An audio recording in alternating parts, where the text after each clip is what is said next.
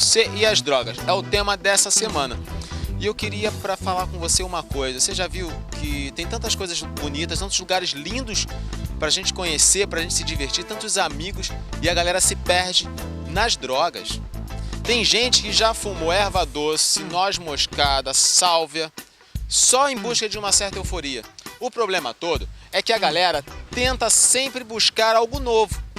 Mas, na verdade, eles tentam, se esconder. Se escondem de si mesmos, se escondem da realidade, ficam brincando com a própria vida. E essa euforia sempre leva para o prejuízo. Eu quero falar com você agora para você conhecer um pouquinho mais dessa realidade. Nós fizemos uma entrevista especial com alguns convidados e você vai conferir aqui no Opinião Jovem e agora.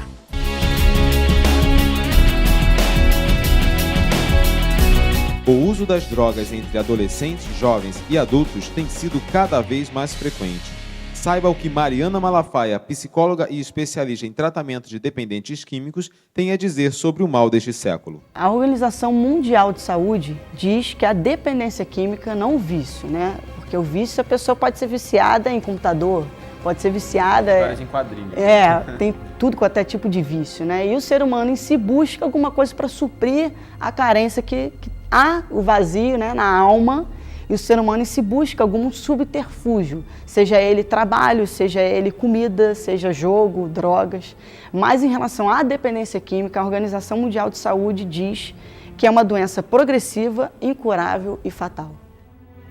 Eu comecei usando drogas com 12 anos, vim de um ambiente familiar cristão, mas filha do meio.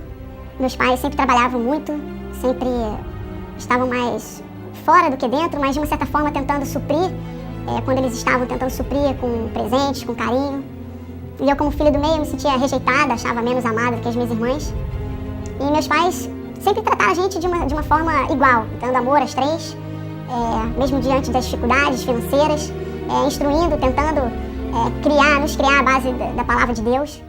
Tudo começa, Anderson, na família, porque o sujeito ele pode morar aqui, né, no pavãozinho, né, e ter um ambiente familiar, uma estrutura familiar, um pai e uma mãe. Ele pode morar do lado da boca de fumo e ter um pai e uma mãe que suprem ele emocionalmente. Tudo está relacionado à família e à estrutura familiar, porque o camarada também pode morar ali na Vieira Solto e ter uma estrutura familiar de um pai empresário que não para em casa, de uma mãe super consumista, que nunca deu atenção para ele, e aí ele vai ao uso da droga por causa disso.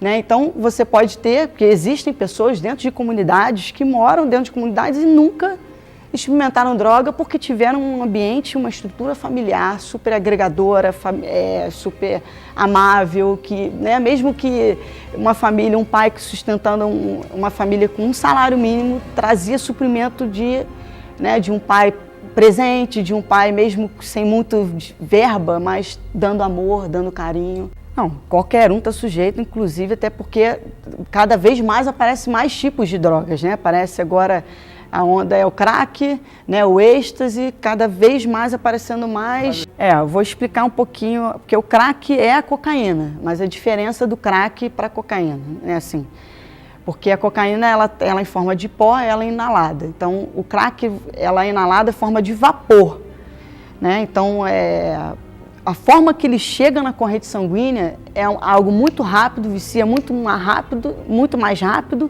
e também destrói muito mais rápido. Então, quando o dependente está inalando, vai direto, passa pelas narinas, vai direto para o pulmão, que no pulmão tem uma célula que cola direto no sangue, que vai direto para o coração, que passa para o cérebro. Né? Isso são de 10 segundos? Coisas de segundos. E, né, a onda vem muito rápida, por isso que... A cocaína não, a cocaína por ser em pó... Ela tem um outro trajeto, né? Isso eu aprendi há pouco tempo lá no Instituto de Psiquiatria da UFRJ, Dr. Marcelo. Ele estava explicando essa diferença. A cocaína tem um outro trajeto, ela passa...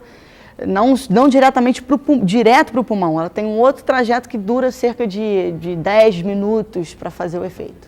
Sintomas assim, de ver a pessoa, claramente tem, por exemplo, dilatação da pupila, está relacionado ao uso da cocaína, os olhos vermelhos, né, está relacionado ao uso da maconha, muita ansiedade, né? Isso eu estou falando de sintomas físicos.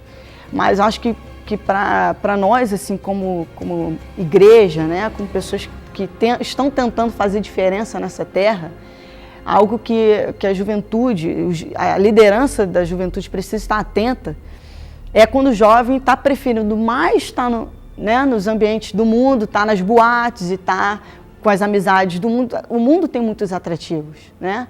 Então, quando isso está sendo mais atrativo do que na igreja, né? Então, quando o jovem está muito querendo, você vê na programação, teve acampamento, né? Teve um papo sério, teve uma programação e ele não foi, não que isso seja errado, mas que é um alerta, né? Quando o jovem começa a mentir muito também. Com 12 anos eu conheci algumas pessoas dentro da própria igreja que eu frequentava, que saíam do culto e iam beber, saíam do culto e iam fumar uma maconha, e eu já tinha essa rejeição, que me achava menos amada, me despertou uma curiosidade.